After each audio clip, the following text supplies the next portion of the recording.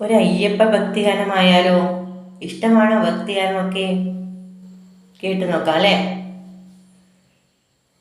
ഗംഗയാറ് പിറക്കുന്നു ഹിമവൻ മലയിൽ, പമ്പയാറ് പിറക്കുന്നു ശബരിമലയിൽ.